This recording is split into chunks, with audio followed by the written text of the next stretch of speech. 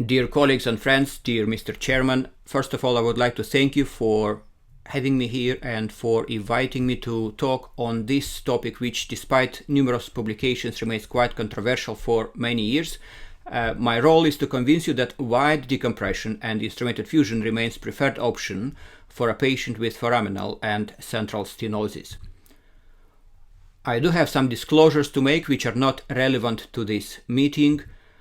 And during this presentation, I am planning to cover the rationales of treatment in patients with degenerative spinal spondylolisthesis and stenosis, and I'll try to explain why I think wide open decompression remains gold standard.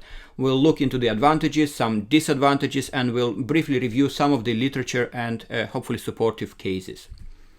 And before I go ahead, I would like to quote one of my friends who says that happiness is when you're free and everything around you is stable. And I love it. I think very much the same applies to the spine. When the neural structures are free and the spine is stable, the person is usually happy. And with aging, the discs are dehydrated, they're collapsing, the ligaments are getting thicker, and the foramina is getting narrower with resulting compression of the nerve roots, both at the level of the foramina but also inside the spinal canal. And what is important to understand is that in some patients this segment gets very mobile with loose ligaments and facet joints, and in other patients it is very stiff and rigid, and even in cases with spondylolisthesis it is a rigid segment of the spine.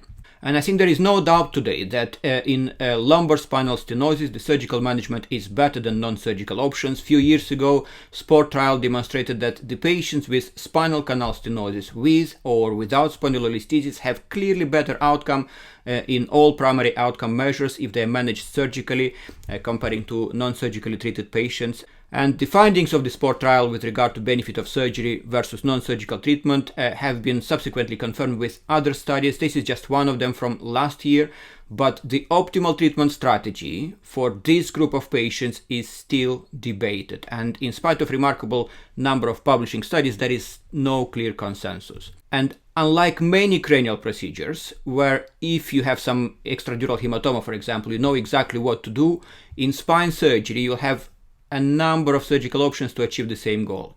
And sometimes you'll have as many options, as many surgeons you will ask. And for this reason, it is very important to develop your own thinking. The decision to use a specific technique in any surgery is first of all based on surgeon's own experience and enthusiasm. And guess what procedure is the most common and we are most comfortable with? Obviously, it will be open decompression of the spine. Other factors, they may have their own impact as well. Now, there are several options to achieve decompression, each with its own merits and drawbacks. First of all, it is the classic wide decompression, plus minus stabilization, a procedure most of us do as a routine for many years for most of the patients. The other option is indirect decompression, and we also have the option of focal minimally invasive decompression, which I also like very much. It provides good focal decompression, but not as good when compression is in several places or when the spine is already unstable. And the key point is that whatever is the pathology we are treating in a spinal patient, it will be a good idea to keep in mind these AO spine principles and to consider what impact your surgery will have on the biology of a specific condition, spinal alignment, stability, function. We should really remember all of this. And we learned that decompression can be helpful long time ago, but Harkovich in relatively small paper in 90s showed that patients with fusion will tend to do better comparing to laminectomy alone. And subsequently we had this very elegant but probably somehow biased guideline update by the team of Daniel Reznik, whom I was glad to see among the speakers of this meeting. And it is well recognized that the primary objective of any surgery, spine surgery, when deemed appropriate, is to decompress the neural elements. In other words, to create freedom. And this will give a very good chance of improvement of the symptoms, and the guidelines express some concern that as a result of decompression, the inherent instability associated with the spondylolisthesis, it may progress and lead to further malalignment that result in pain or recurrence of neurological complaints and unhappiness of the patient. And we learned to fuse and provide stability, and until a few years ago, in some countries, up to 90% of patients with degenerative spondylolisthesis had spinal fusion, even if there was freedom of the nerve roots and no need of some additional stability. The fusion was imposed in up to 90% of surgeries because the surgeon simply felt that it is better for the patient. And things have changed a lot after a number of publications, and none of them are probably perfect. So this publication showed that in degenerative spondylolisthesis, simple decompression can achieve comparable results at a much lower cost, shorter duration of operation, less blood loss, and we can have a long discussion about the quality of each paper, the small numbers of some of the papers, but there is no time for this and it is not the topic of this presentation. So one thing is clear though, is that it is probably not necessary to do fusion as a routine, and you can achieve comparable results just with decompression, with one but, providing that the patient has stable spine and the surgery does not create any additional instability. And one of the important questions we have is how much decompression is good enough and how much is too much. This Cochrane review interestingly showed no true difference between laminectomy and less invasive techniques. However, it did show that if midline laminectomy is done, there will be high risk of destabilization with high risk of postoperative slippage. And because of the risks of instability, we have to decide in which cases spinal fusion is strongly indicated. And there are various recommendations, and when I have to decide when do I need to fuse, I'm primarily looking at the facet joints. So if there is some existence of some effusion in the facet joints, I'm looking at their orientation, at the size of the disc. If it is big, then I'll be more inclined to fuse. Obviously pelvic incidence and the amount of bone I plan to remove to achieve satisfactory decompression. Another question is, if we do fusion, is there an option that is better than others? And Abdu and his team reviewed the results from sport lumbar spondylolisthesis study and compared the results across fusion techniques.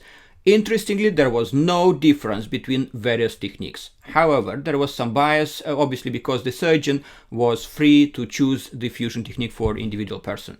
So my conclusion, do what you know best and you will achieve the fusion when it is required. This brings us to the reason why and when we should consider wide decompression. And unlike other techniques, conventional posterior approach with direct decompression have been used as standard fusion technique for decades and with a proven clinical outcome, and most of the spinal surgeons are very much comfortable with this. What this one brings is possibility to see, veni, vidi, vici. Vidi is important word in this. So the open surgery allows us to see and assess how much we decompressed. It doesn't require any new equipment and it is easy to learn. That it provides a lot of room for maneuver and can generate a lot of local bone for fusion when we need it, which again is something which is important when we want to achieve fusion. On another side, the outcome of other techniques are not better than standard decompression plus minus fusion, and fusion is not always necessary.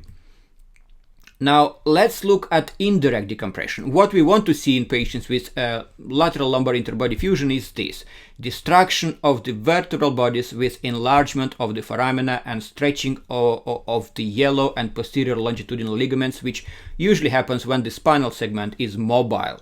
However, because of these degenerative changes at the posterior elements and frequently rigid with stiff facet joints, calcifications of the ligaments, if we distract the anterior elements, the posterior elements remain rigid, and instead of improving the diameter of the foramina, it leads to deterioration of the compression at this level. And this is just one of such examples. This is a lady who presented with bilateral leg pain and mechanical back pain. She is obese, she had reasonably tight lateral recess stenosis with effusion of the facet joints, but also foraminal stenosis, as you can see on this MRI scan. Some surgeons would choose simply decompression and posterolateral fusion, others may try indirect decompression. And let's have a look what happens in case of a lateral approach. The surgery was uneventful, but despite having a large cage inserted, the patient's symptoms have not improved at all, and if anything, she felt that the pain is actually worse, and she had an MRI scan which showed that the stenosis is not any better and it looks worse than it was before the surgery despite having good distraction.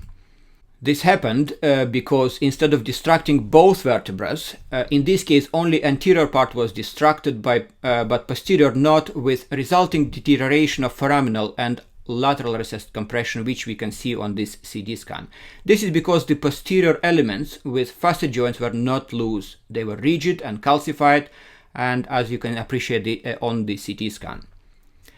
And although there is a lot of literature that suggests that the outcome of lateral indirect decompression technique is very much comparable with the standard posterior technique, I was not able to identify good level 1 or 2 evidence to look into the comparison between the indirect decompression and direct wide decompression with posterolateral fusion.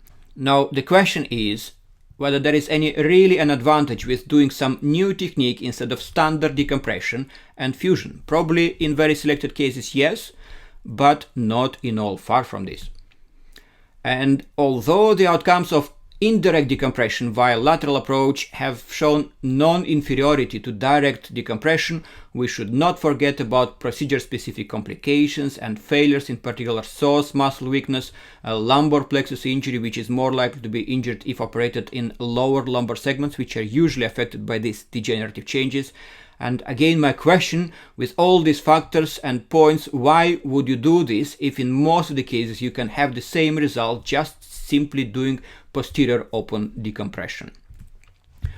The alternative is minimally invasive decompression, and in MIS surgery the key point is to be able to see the global picture by just looking at some minimal landmarks. And if you're not able to see the global anatomy by looking just at a small piece of it, you should probably better start with the open techniques.